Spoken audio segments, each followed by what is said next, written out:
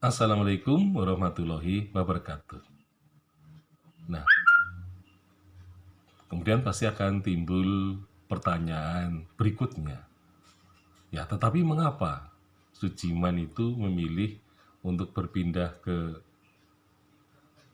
Purwokerto dari Banyumas? Nah, alasan yang sering dimunculkan oleh para sejarawan dan juga orang-orang awam itu selalu menghubungkan perpindahan dari Banyumas ke Purwokerto karena persoalan banjir yang sering terjadi pada musim hujan, terutama di sepanjang Sungai Serayu. Nah, itu alasan yang sangat pokok, gitu ya. Nah, tetapi kalau kita lihat peristiwa perpindahan ibu kota dari Kabupaten Banyumas, ya, dari kota Banyumas ke Purwokerto, itu kan terjadi tahun 1937. Kalau itu dimasalahkan, ya, karena banjir, maka banjirnya ini terjadi jauh dari masa sebelumnya, yaitu tahun 1861. Nah, jadi di sini ada selisih, ya, selisih yang panjang, ya. Jadi dari tahun 1861 sampai 1837. Nah, kalau dihitung, ya, 61 berarti 39 tahun, 39 tahun ditambah 37, 39 ditambah 37 berarti 76, ya. 39 tambah 37, ya. Berarti memang 76 tahun selisihnya dari peristiwa banjir. Nah, berarti alasan banjir tidak tepat untuk menyatakan perpindahan dari kota Banyumas ke Purwokerto. Ya, jadi coba dihitunglah, ya, 76 tahun. Jadi banjir seperti tahun 1861 itu kan banjir yang mungkin bisa dikatakan banjir 100 tahunan, ya. Tapi itu tidak 100 tahun juga tidak terjadi, ya. Jadi memang karena pada masa itu hujan itu terjadi sangat radikal, ya.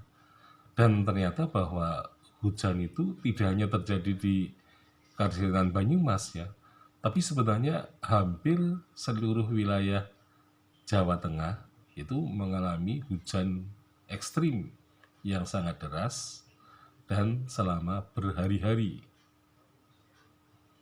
Hanya saja akibat banjir itu sangat parah, ya, ketika terjadi di kota Banyumas. Jadi sebenarnya cerita banjir itu, ya,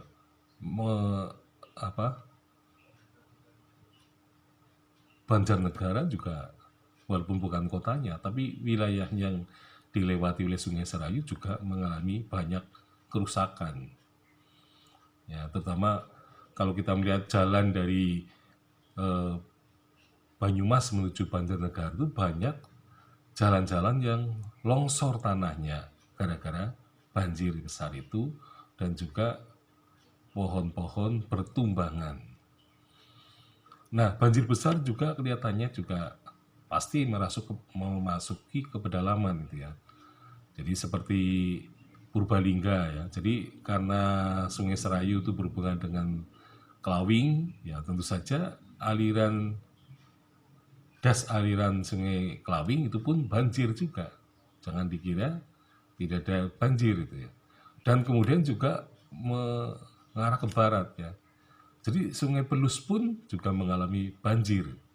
Nah, jadi cerita banjirnya itu juga menimpa Purbalingga, ya, yang berbatasan dengan Banyumas, ya, Kabupaten Banyumas, di mana sungai-sungai, ya, anak-anak sungai dari Kali Pelus, kemudian juga Sungai Kelabing, itu tentu saja banjirnya melebar di sana, ya.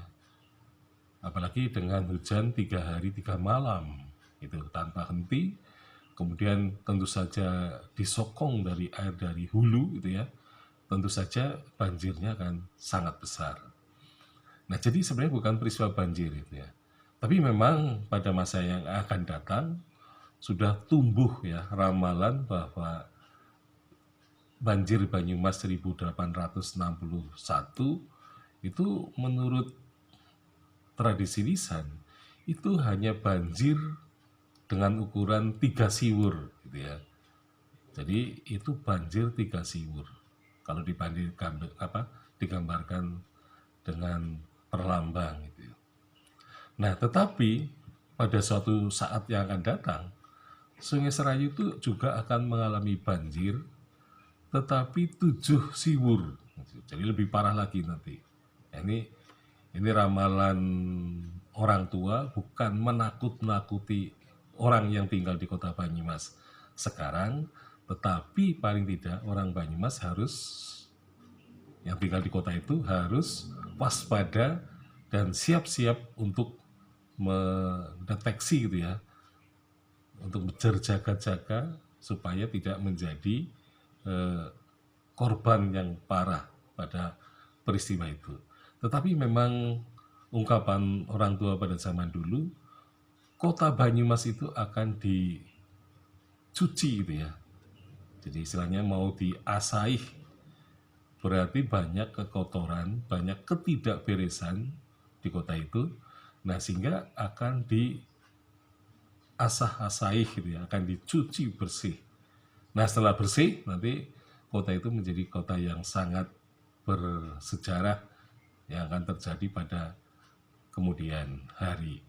Jadi sekali lagi bahwa banjir Banyumas bukan alasan yang tepat untuk menjawab mengapa Kabupaten Purwokerto di Kabupaten Banyumas ibu kotanya dipindahkan ke Purwokerto.